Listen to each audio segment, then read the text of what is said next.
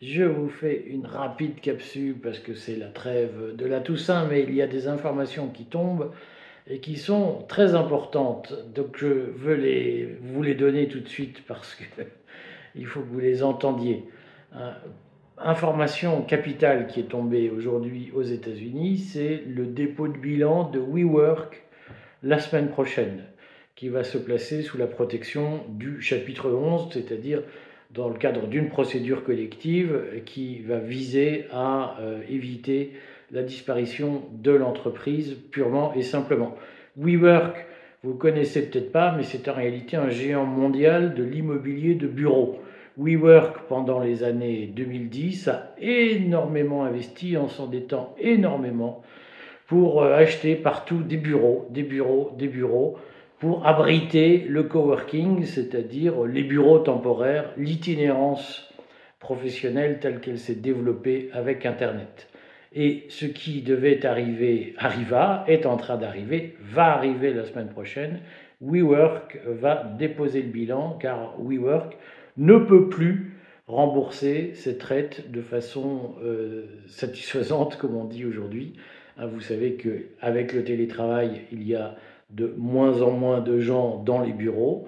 La remontée des taux, le relèvement des taux fait qu'aux États-Unis, on a beaucoup pratiqué les prêts in fine. J'ai fait pas mal d'articles dans le Courrier des stratèges au printemps 2023 pour annoncer ce qui allait se passer, c'est-à-dire que les prêts in fine, vous savez, c'est ces prêts où pendant toute la durée du prêt, généralement une dizaine d'années, vous ne remboursez que les intérêts, et au bout de 10 ans, soit vous remboursez le solde, soit vous renoncez au bien que vous avez acheté, soit vous vous réendettez pour un nouveau cycle, pour payer ce bien dont vous n'êtes jamais propriétaire au fond, si ce n'est nominalement, mais c'est toujours la banque qui le possède. Et WeWork a beaucoup joué là-dessus, simplement pour croître très vite à l'américaine.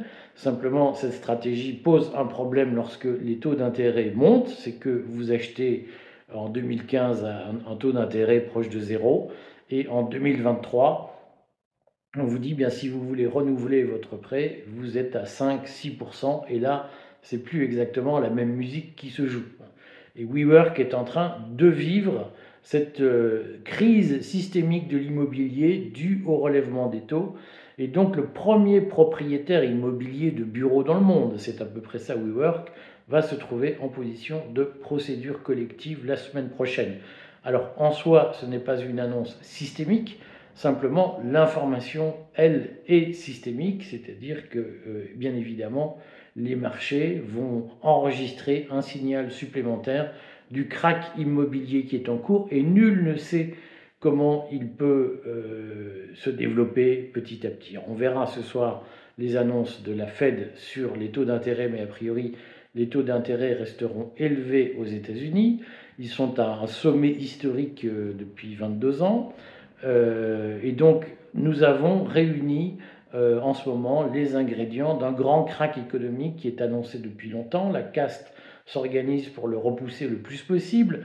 Vous savez, j'ai consacré pas mal d'articles et de vidéos à ce sujet, qu'il y a un krach obligataire qui est en cours, c'est-à-dire que aujourd'hui toutes les obligations, notamment les emprunts d'État, sont dépréciés parce que les taux d'intérêt montent, et donc les détenteurs d'obligations, s'ils devaient vendre leurs obligations, devraient passer des moins-values dans leurs comptes et donc ferait apparaître un effondrement économique. Donc ce krach obligataire existe. Simplement, aujourd'hui, la grande chance de l'économie mondiale, c'est que ce krach n'a pas de conséquences aussi directes qu'un krach sur les actions. Mais attention au secteur de l'immobilier qui va connaître des heures difficiles. On ajoutera que des statistiques sont tombées sur l'emploi aux États-Unis, surtout sur l'activité aux États-Unis, et il apparaît que la contraction de la production manufacturière aux États-Unis en octobre est plus importante que prévu, ce qui renforce les signaux d'une récession économique qui nous pend au nez. Vous savez qu'en France, la croissance est en panne, et elle est très largement nourrie, cette panne, par la baisse des exportations françaises qui n'étaient déjà pas très flambardes. Et l'INSEE, je l'ai écrit dans le courrier hier, l'INSEE annonce 0,1% de croissance annuelle, de croissance trimestrielle au troisième trimestre, ce qui est un mauvais chiffre auquel on pouvait s'attendre. Ce chiffre de 0,1% de croissance au troisième trimestre est un chiffre trafiqué parce qu'il se fonde sur des prix qui ont augmenté grâce à l'inflation, mais en euros constants. En réalité, l'économie française est en situation de récession, mais comme disait Churchill, je ne crois qu'aux statistiques que j'ai moi-même truquées. Donc faites très attention parce que la situation est mauvaise. Je l'ai écrit dans le courrier. Hier, l'inflation est à 4% en moyenne annuelle, ce qui est 2 fois supérieur, enfin ce qui est le double de ce qui est autorisé par les traités.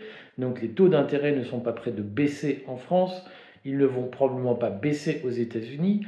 Et la guerre en Israël et en Palestine est en train de compliquer très sérieusement la situation économique mondiale qui n'était déjà pas très bonne.